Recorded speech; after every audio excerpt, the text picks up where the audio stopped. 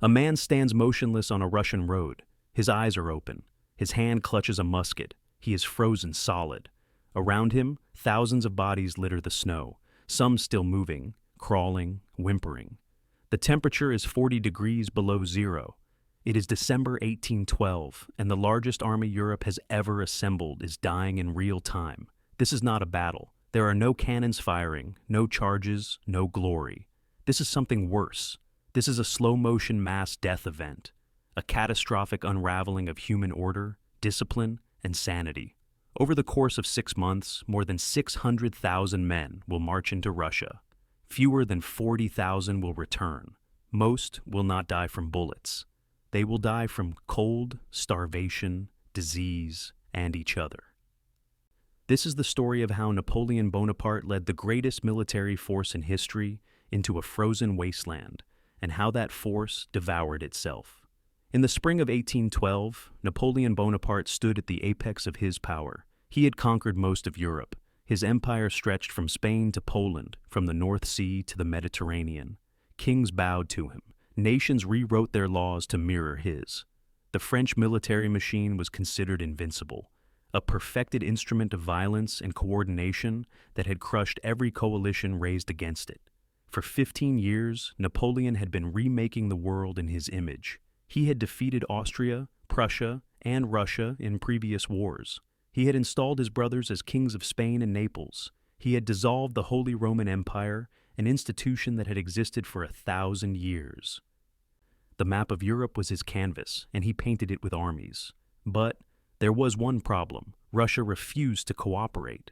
The Tsar Alexander I had initially allied with Napoleon, even signing the Treaty of Tilsit in 1807, which forced Russia into Napoleon's continental system, a blockade designed to strangle British trade. For 3 years, Russia complied, cutting off commerce with Britain despite the economic devastation it caused. Russian nobles watched their fortunes evaporate. Port cities withered. The Russian economy, heavily dependent on exports of timber, grain, and naval stores to Britain, began to collapse. By 1810, the economic strain became unbearable. Russia began trading with Britain again, issuing neutral flag licenses that circumvented the blockade. Napoleon saw this as betrayal. More than betrayal, it was an existential threat to his entire strategy for defeating Britain. If the continental system failed, his grand design fell apart. He began planning an invasion. It would be the largest military operation in human history up to that point. Napoleon assembled what he called the Grande Armée, the Great Army. The numbers were staggering, 685,000 men. It was not just French soldiers. Napoleon conscripted troops from across his empire: Poles, Germans, Italians, Dutch, Spanish, Portuguese, Swiss, Austrians, Croatians, Prussians. Some came willingly, believing in the revolutionary ideals Napoleon claimed to represent. Others were forced at gunpoint, their nations subjugated and stripped of young men to feed Napoleon's ambitions. The composition of this army is important to understand. Only about half were actually French. The rest were a polyglot mixture of languages, loyalties, and motivations. Polish troops believed Napoleon would restore an independent Poland. German states sent contingents to avoid French retaliation. Italian soldiers marched because their kingdoms were puppet states. This diversity would become critical later. When the army began to disintegrate, these national divisions would fracture along ethnic and linguistic lines, accelerating the collapse. The sheer logistics of moving this force were almost incomprehensible.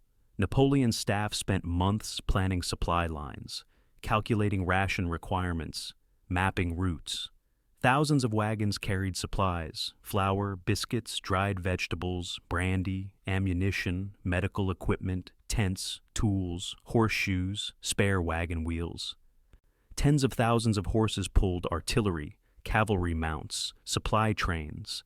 Engineers constructed portable bridges that could be assembled and disassembled as the army advanced. Entire herds of cattle were driven alongside the columns to provide fresh meat. On paper, it looked flawless.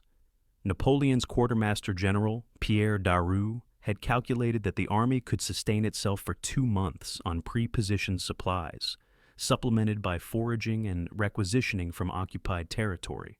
After that, they would capture Russian supply depots and live off conquered land. The plan assumed rapid movement, quick victories, and Russian capitulation before winter. But there were warnings. French officers who had served in Russia before tried to caution Napoleon. General Armand de Caulaincourt, who had been French ambassador to Petersburg, was particularly vocal. He described the vast distances. Russia was larger than all of Western Europe combined. He explained that Russian roads were primitive, often nothing more than dirt tracks that turned to mud in rain. He warned about the scorched earth tactics the Russians might employ, burning crops and towns rather than letting them fall into French hands. Most urgently, he warned about the Russian winter.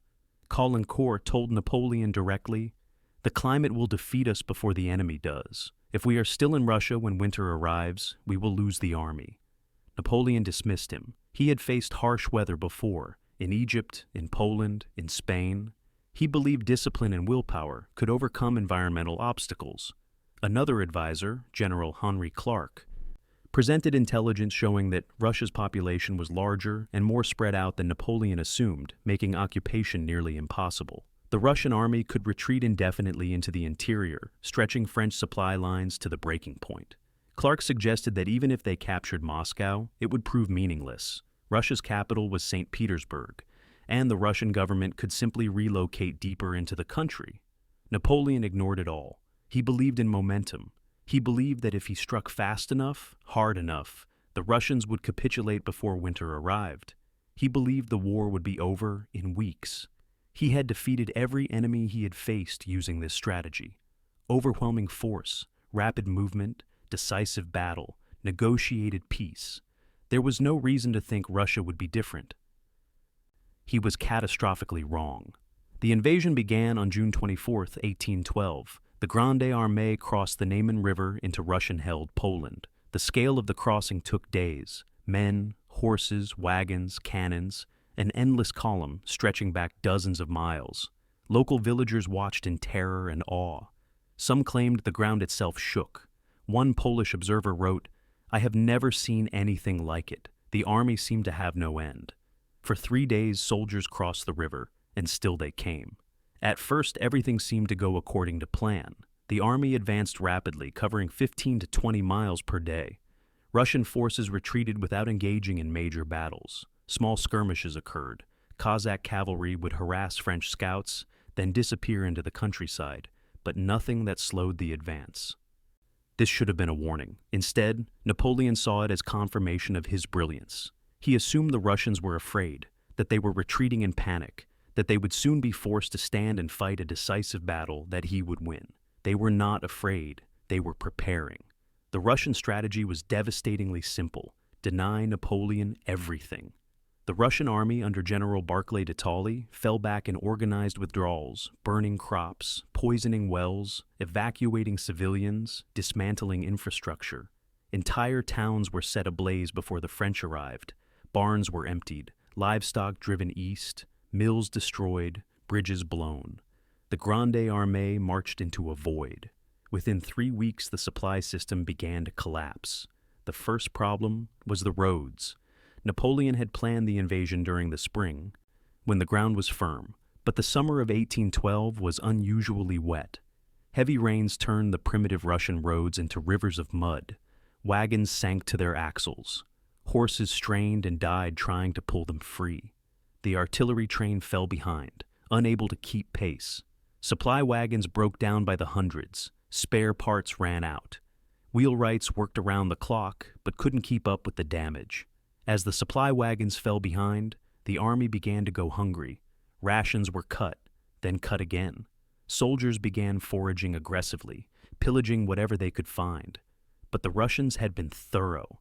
There was almost nothing left. Villages were empty, fields burned, granaries demolished. The foraging parties grew increasingly desperate.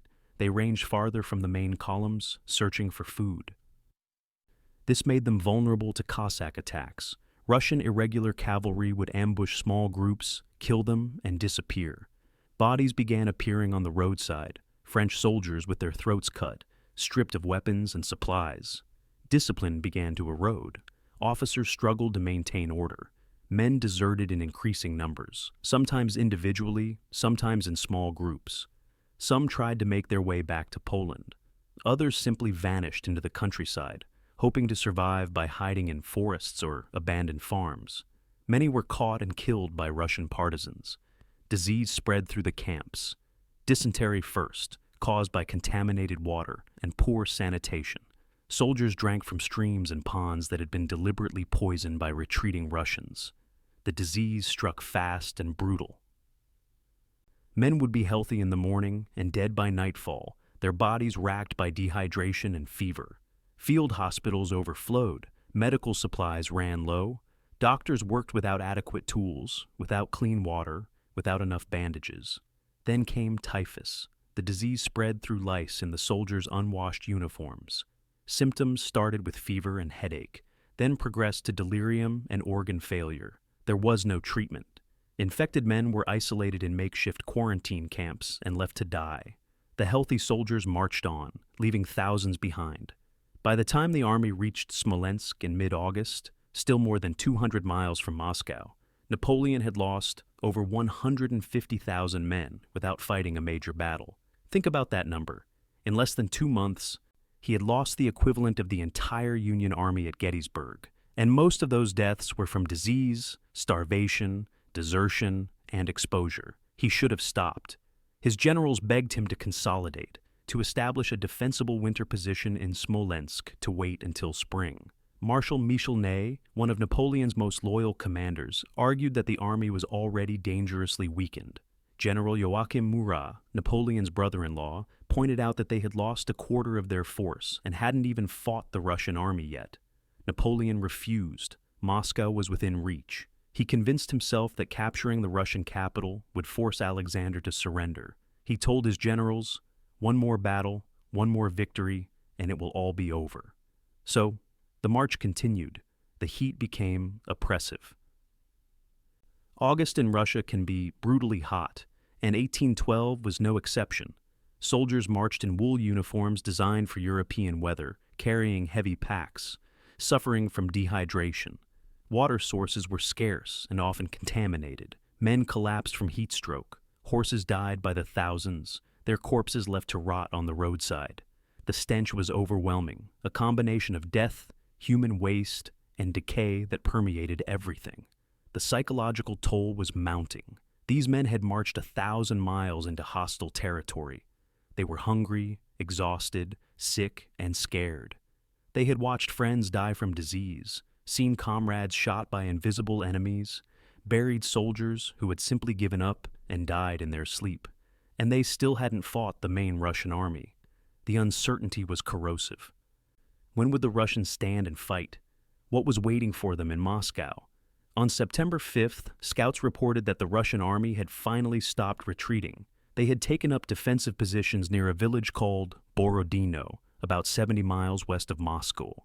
General Mikhail Kutuzov, who had replaced Barclay de Tolly as Russian commander, had decided to make a stand. Napoleon was elated.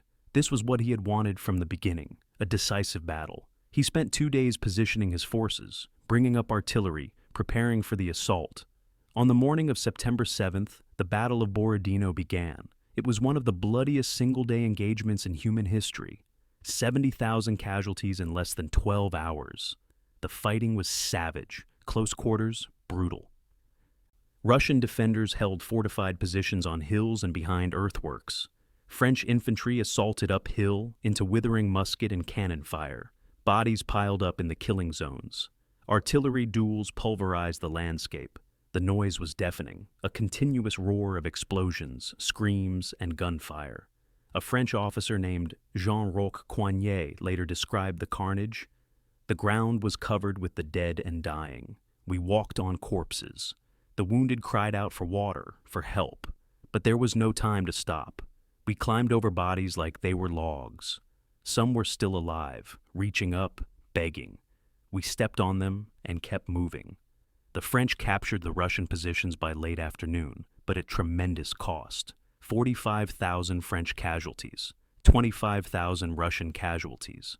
Both armies were shattered.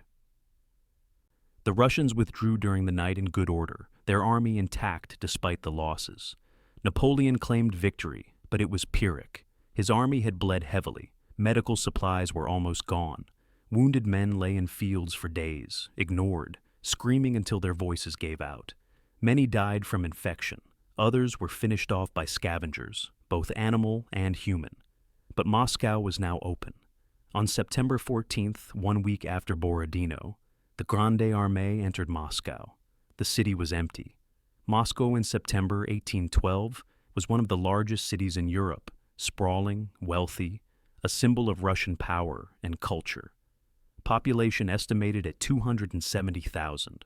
When Napoleon's vanguard rode through the gates, they expected to find a prize: food, shelter, supplies, perhaps even a diplomatic delegation ready to negotiate surrender. Instead, they found silence. The population had evacuated. Entire districts stood empty. Shops were shuttered, their goods removed. Homes abandoned, furniture left behind, but all food taken. Warehouses emptied.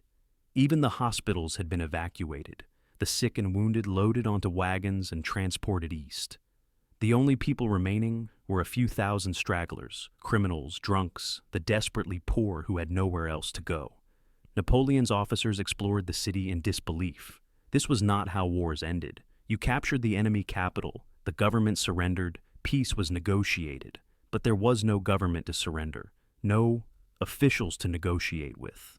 Just empty buildings and eerie silence. And then, within hours, fires began. Small at first. A warehouse on the western edge of the city.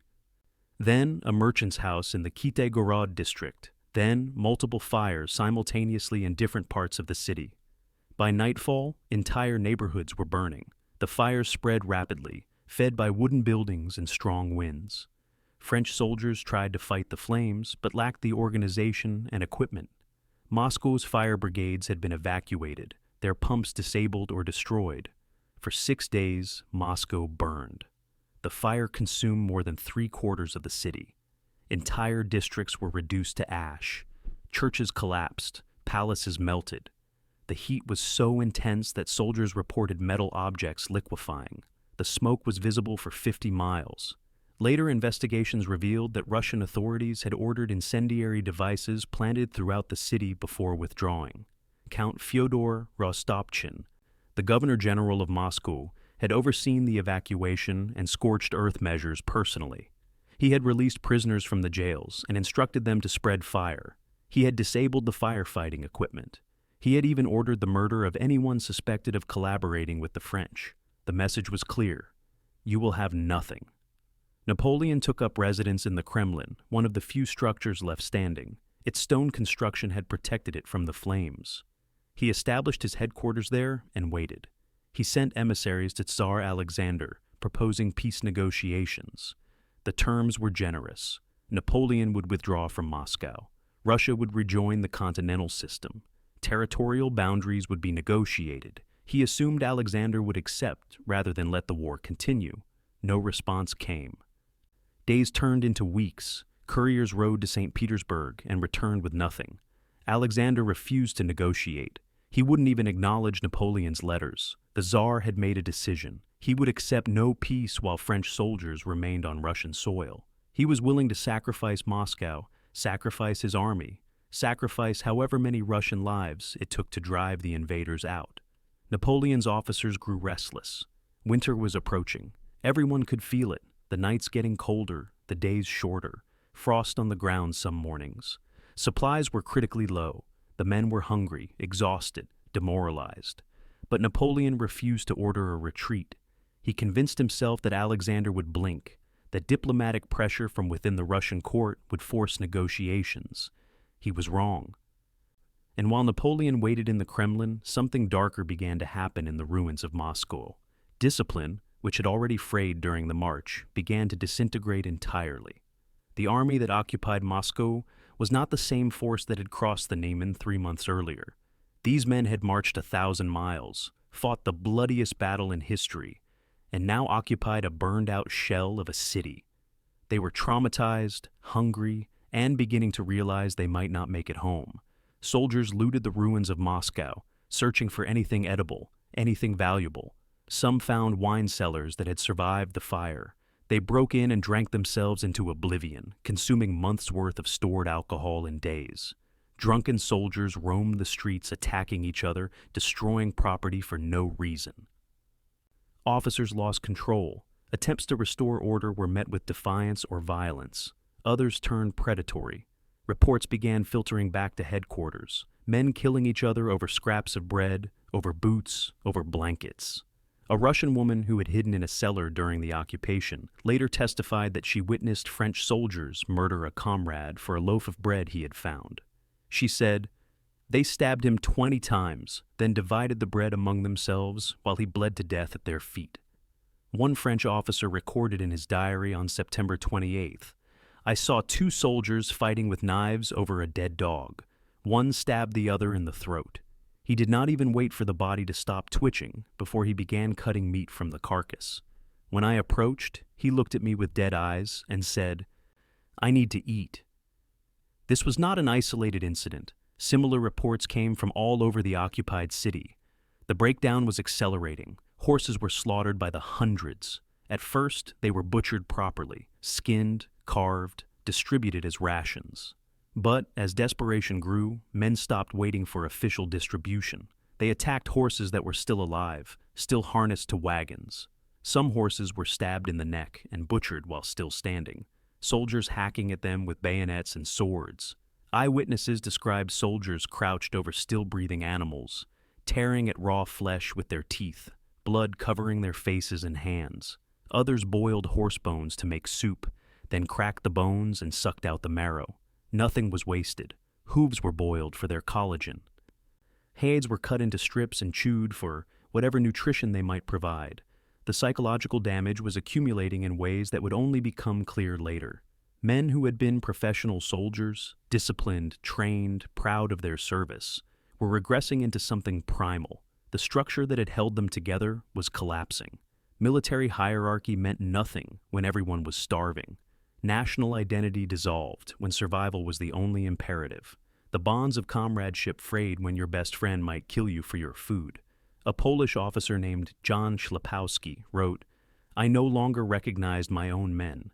They had become animals. I saw a lieutenant, a man I had known for years, a gentleman from a good family, beating a private to death with a rock over a handful of grain. When I stopped him, he turned on me.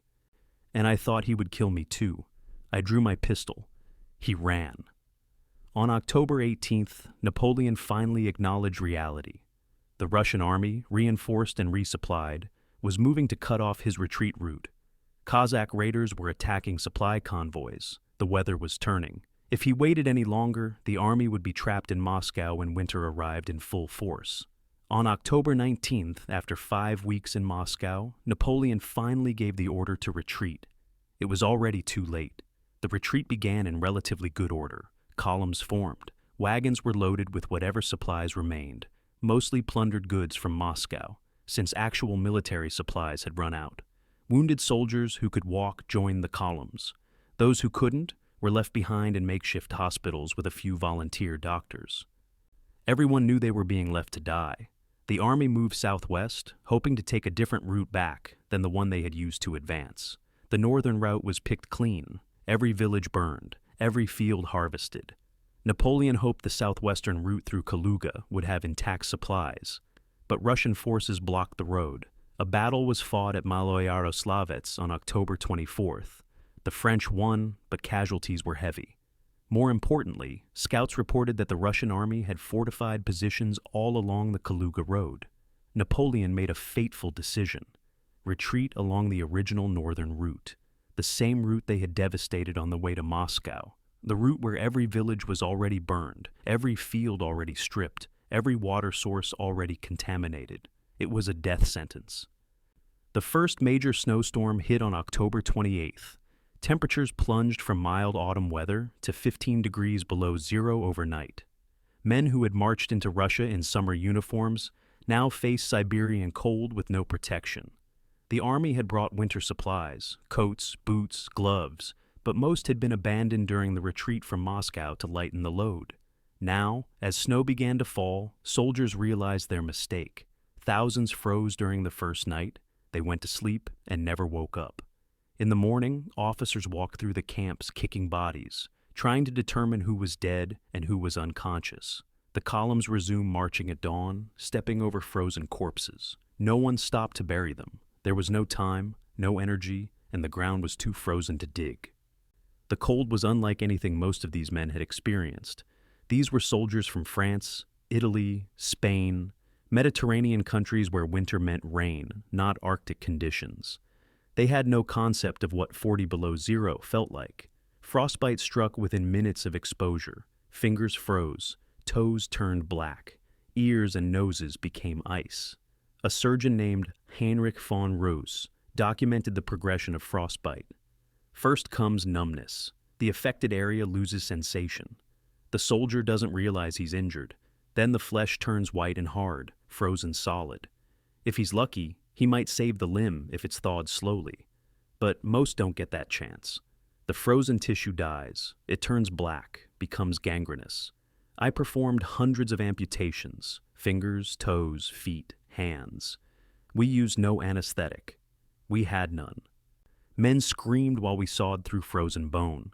Horses died by the thousands. Without horses, wagons had to be abandoned. Without wagons, artillery had to be spiked and left behind. Without artillery, the army's defensive capability evaporated.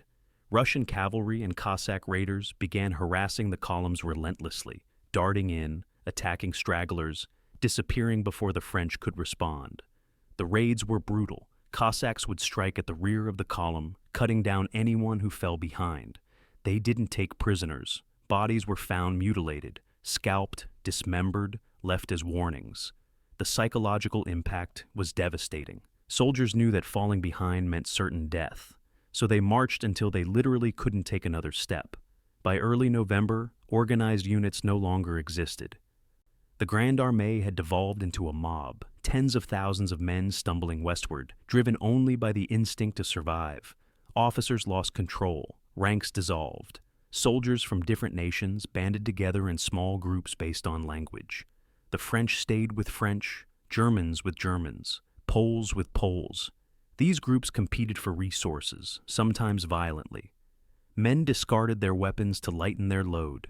Muskets were thrown in ditches, cartridge boxes abandoned, swords left on the roadside. Napoleon had led an armed force into Russia. What was retreating was a horde of starving, freezing refugees. Some walked in silence, too exhausted to speak. They moved mechanically, one foot in front of the other, eyes fixed on the ground. Their minds had shut down, unable to process the horror around them. They existed in a fog of trauma and hypothermia, functioning on autopilot until their bodies gave out. Others raved, hallucinating from starvation and hypothermia. They saw villages that didn't exist. Imagine they were back in France, carried on conversations with people who weren't there. Some believed they were already dead, that this was hell. In a sense, they were right. And then the reports of cannibalism began. The first documented case appeared in a diary entry from a Polish officer named Jakob Walter on November 9th. He wrote, "I saw a group of men huddled around a fire. As I approached, I realized they were roasting human flesh. One of them looked up at me and said nothing. His eyes were empty. I walked away and did not report it. What would be the point? We are all dying anyway." Over the following weeks, more accounts emerged. French soldiers, German conscripts, Italian auxiliaries, all reported similar scenes. Bodies were found with limbs severed, flesh carved away. Some corpses showed signs of being butchered while still alive. Defensive wounds on the hands, evidence that the victim had tried to fight off their attackers. The cannibalism followed a pattern. First, soldiers would eat the dead. A frozen corpse was just meat, no different from a horse or dog. The moral boundary had already been crossed when they started eating animals raw. Human flesh was simply the next step in the descent.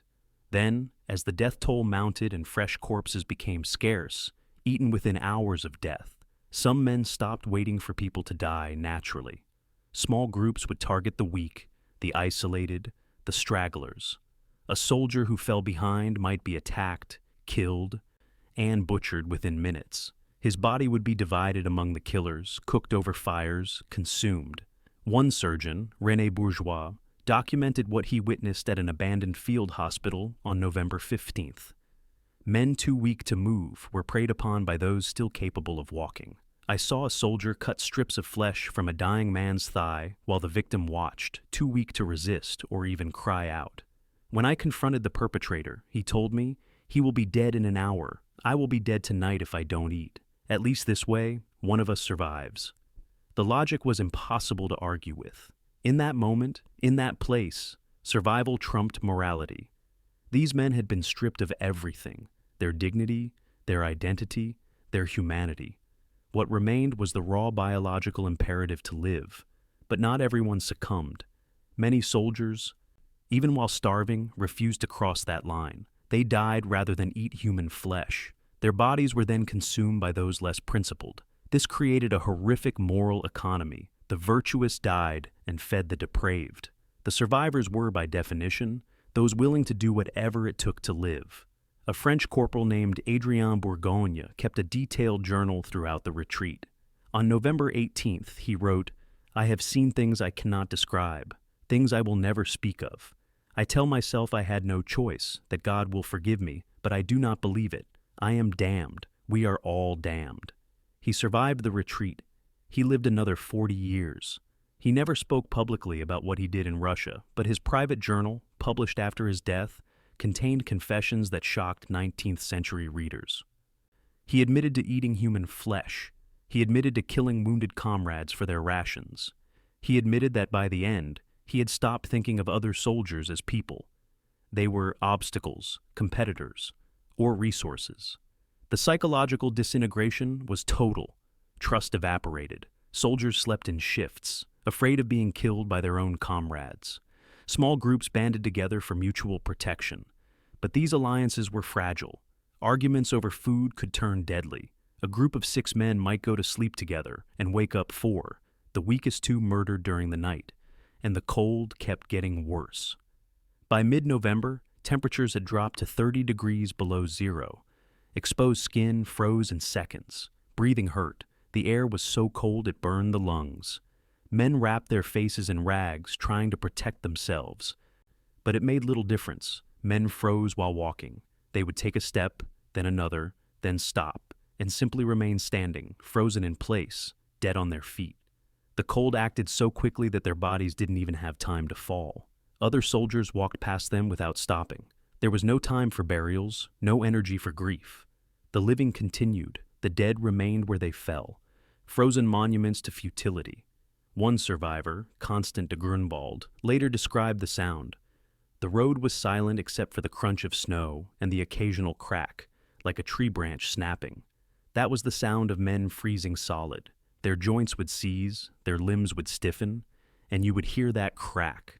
After a while, you stopped noticing. It was just part of the background noise, like wind or your own footsteps. The retreat corridor became a corridor of corpses. For hundreds of miles, the road was lined with bodies, frozen in grotesque positions, stripped of clothing by those who came after, left to be buried by snow. Some were sitting, as if they had simply decided to rest and never stood up. Others were curled in fetal positions, trying to preserve warmth. Still others were frozen mid-stride, locked in the act of walking. Scavengers followed the army. Wolves, emboldened by the abundance of corpses, trailed the columns. At night, soldiers could hear them fighting over bodies, snarling and tearing at frozen flesh. Dogs, once pets of French officers, had turned feral, hunting in packs. They would drag away anyone who collapsed, disappearing into the darkness with their prey, and the Cossacks continued their raids. They became more aggressive as the French army weakened. Sometimes they didn't even bother attacking. They would simply ride alongside the columns, waiting for soldiers to collapse, then dismount and kill them. Other times they would charge into the mass of refugees, slashing with sabers, creating panic that caused more deaths through trampling than from the blades themselves. On November 20th, a Russian force caught up with the rear guard at a town called Krasny. A series of battles were fought over 3 days. The French lost another 20,000 men, some killed in fighting, most captured when their units were surrounded. Napoleon was forced to abandon the entire rear of his column. Soldiers who had been marching in the back were simply left behind, told to surrender or try to escape on their own. By November 25th, what remained of the Grande Armée reached the Berezina River. This was the last major obstacle before reaching Poland in relative safety. But the river presented a seemingly insurmountable problem. The Berezina was partially frozen, not solid enough to walk across, but cold enough to kill anyone who fell in within minutes. Russian forces controlled both sides of the river, dug in with artillery in strong defensive positions. The only two bridges had been destroyed, and winter temperatures had weakened the ice enough that it couldn't support the weight of thousands of men. Napoleon's engineers worked frantically to construct two pontoon bridges under constant enemy fire. They waded into the freezing water, some dying of hypothermia while working. The temperature was 20 degrees below zero. The water was just above freezing, cold enough to kill quickly but not cold enough to freeze solid. Engineers who fell in were dragged out unconscious, their bodies rigid. Some were revived, most died within minutes. For 3 days, November 26-29, the Berezina crossing descended into chaos. Tens of thousands of soldiers, camp followers, wounded men, and civilians crowded onto the western bank, desperate to cross. The bridges were narrow, only wide enough for 4 men abreast. Panic set in immediately. People shoved, trampled, fought for position. Those who fell were crushed underfoot. Bodies piled up on the bridges, creating obstacles that slowed the crossing further. A witness named Louis-Joseph Vionnet described the scene. The mass of people was so dense you couldn't move. We were packed together like cattle. People were screaming, praying, begging for mercy. Children were being crushed. Women were trampled. I saw a man climb over a pile of bodies, using them like stairs. I saw another man throw a child into the river to lighten his load so he could move faster. Russian artillery fired into the mass of humanity. Shells exploded in the crowd, tearing through packed bodies. Each explosion created a momentary gap that was immediately filled by more people pushing forward. The wounded fell and were trampled. The dead remained standing, held upright by the press of bodies around them. The bridges caught fire twice from artillery strikes and had to be repaired under enemy fire. Engineers worked waist-deep in corpses, pulling bodies aside to reach the damaged sections. Some engineers were shot by snipers while working. Others fell into the water and drowned, too exhausted to swim. French rear guard units fought desperately to hold the eastern bank, buying time for the main force to escape. Marshal Ney commanded these troops personally, refusing to retreat until everyone who could cross had crossed. His divisions were annihilated. Of the 6,000 men under his command, fewer than 800 made it across the Berezina. On the morning of November 29th, with Russian forces closing in, French engineers were ordered to destroy the bridges to prevent pursuit. Thousands were still stranded on the eastern bank, soldiers who had fought their way through Russia only to be left behind at the last moment. Civilians who had fled Moscow with the army, wounded men who couldn't move fast enough. They were abandoned. Some tried to swim across the icy river. Most drowned immediately. Their bodies swept downstream. Others attempted to cross on the broken ice. The ice gave way, plunging them into water that killed in minutes. A few made it across, hypothermic and frostbitten, and died on the western bank within hours. Russian forces moved in and slaughtered those who remained.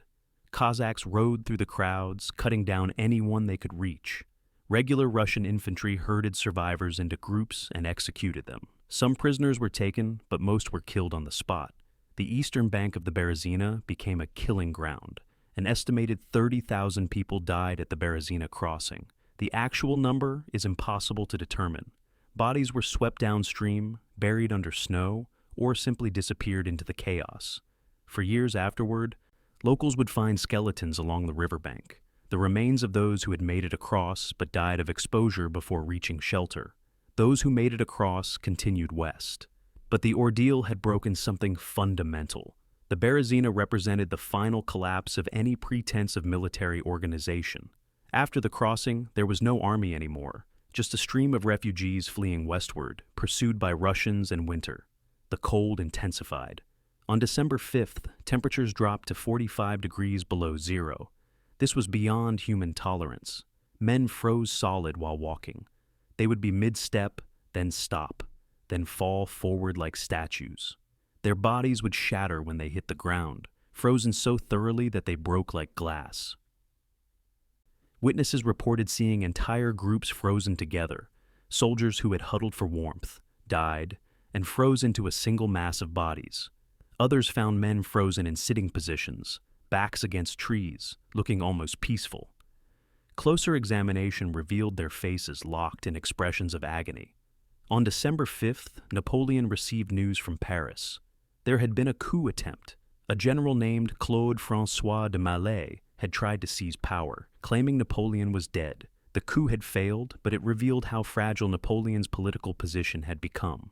Fearing further instability and seeing that his army was beyond saving, Napoleon made a decision. He abandoned his men. On December 5th, Napoleon left the army and rushed back to France with a small escort, traveling by sleigh. He moved quickly, covering in 2 weeks what had taken the army months. He left Marshal Joachim Murat in command of what remained, with orders to get as many men as possible back to Poland. The soldiers who had worshipped him, who had followed him across Europe, who had believed in his genius.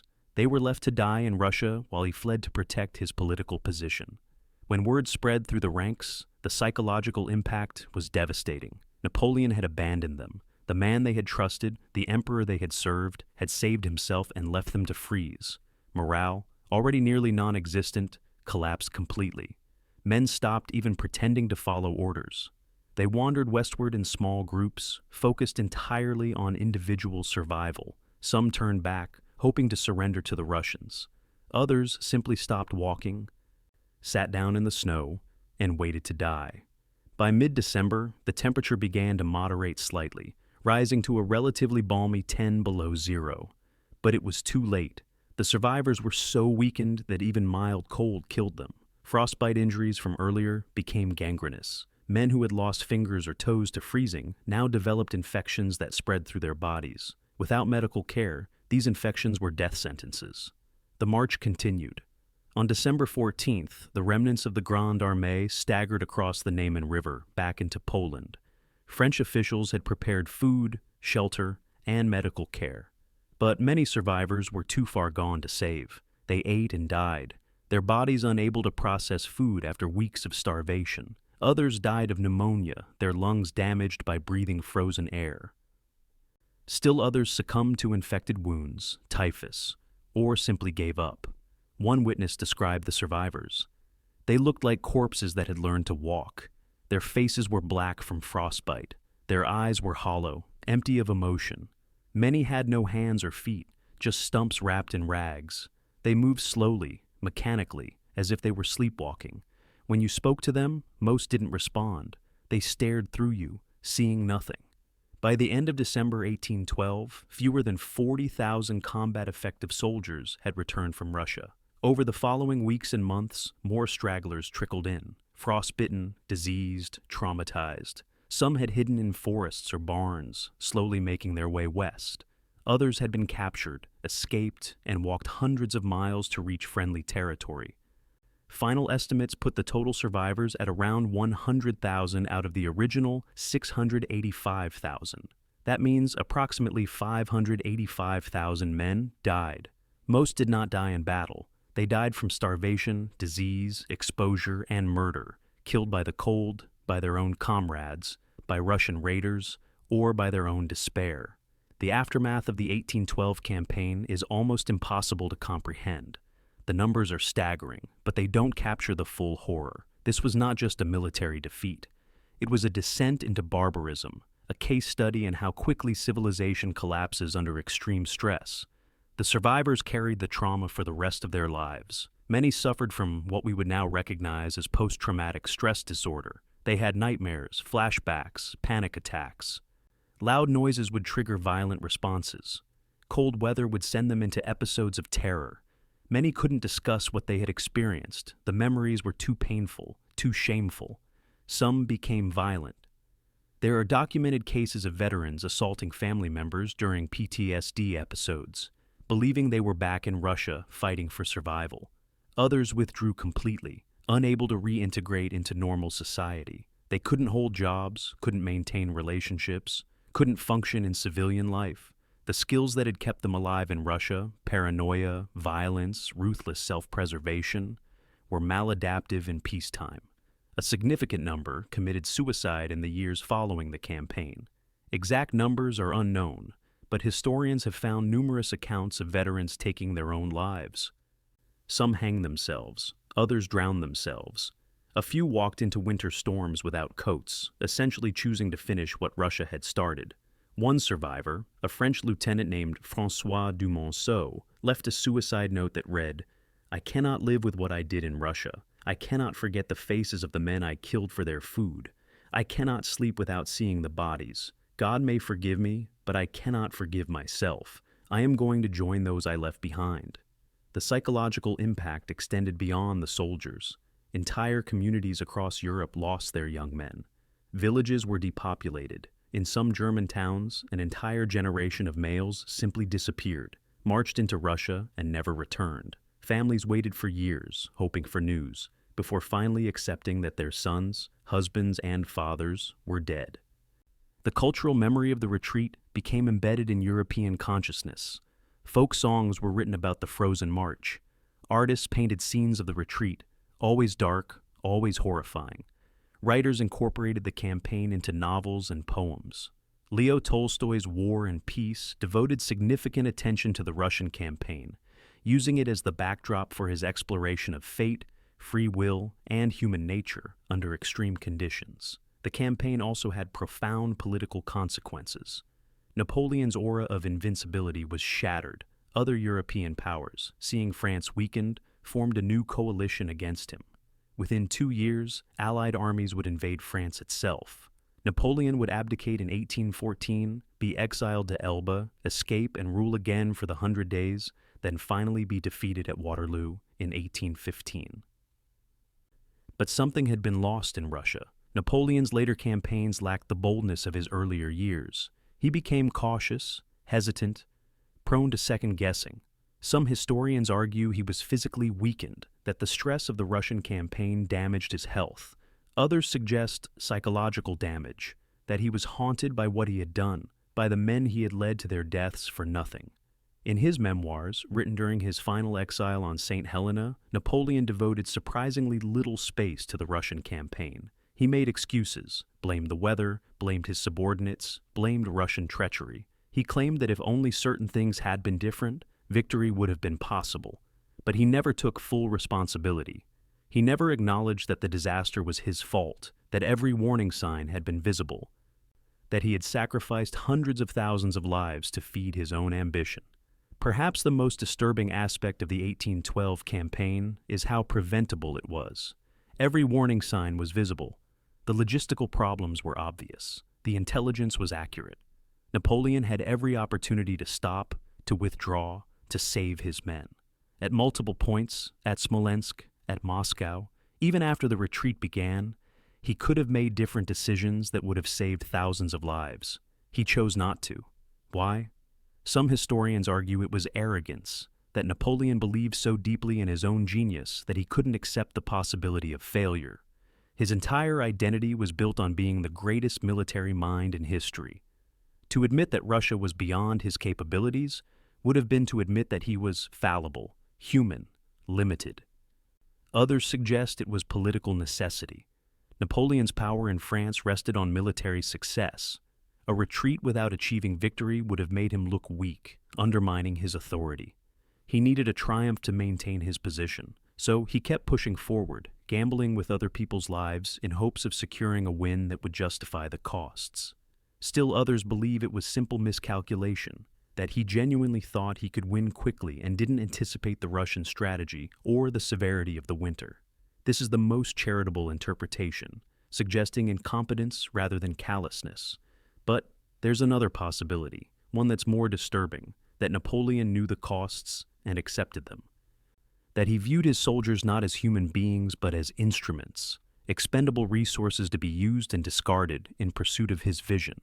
That the suffering, the starvation, the frozen corpses lining the roads, all of it was acceptable collateral damage in the service of his ambitions. If that's true, then the real horror of 1812 is not just what happened, but what it reveals about power and the people who wield it. It suggests that those who rise to the highest positions are often those most capable of viewing human beings as abstractions, as numbers on a strategic map, rather than as people with lives, families, hopes, and fears. Napoleon led 685,000 men into Russia. He knew many would die. War always produces casualties. But at what point did the acceptable become unconscionable? At what point did the pursuit of victory become mass murder? These are uncomfortable questions because they force us to confront a darker truth, that the systems we create, military hierarchies, national governments, empires, are designed to enable this kind of decision-making. They distance leaders from the consequences of their choices. Napoleon didn't see the frozen corpses. He didn't hear the screams of men dying from frostbite. He didn't witness the cannibalism, the murders, the psychological collapse.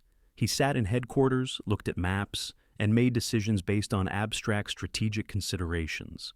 The distance made it possible, the abstraction made it tolerable, and the ambition made it inevitable. In the decades following the campaign, archaeologists and historians have uncovered mass graves across the retreat route. Thousands of bodies, perfectly preserved by the permafrost, frozen in their final moments. Some are still in uniform, others are naked, stripped by scavengers. Many show signs of trauma, broken bones, stab wounds, evidence of violence inflicted by other soldiers. In 2001, a team excavating near Vilnius, Lithuania, discovered a pit containing the remains of 3,000 soldiers. Forensic analysis revealed that many had died from starvation and hypothermia, but some showed signs of blunt force trauma to the skull, likely killed by their own comrades. Others had defensive wounds on their hands and arms, suggesting they had tried to fight off attackers. One skeleton was found with its hands raised, frozen in a protective gesture. The skull showed evidence of multiple impacts, indicating the victim had been beaten to death while trying to shield themselves.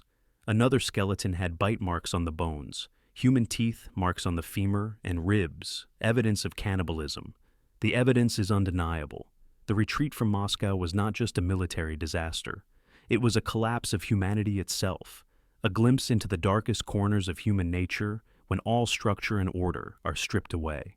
And here's the truly chilling part. It could happen again.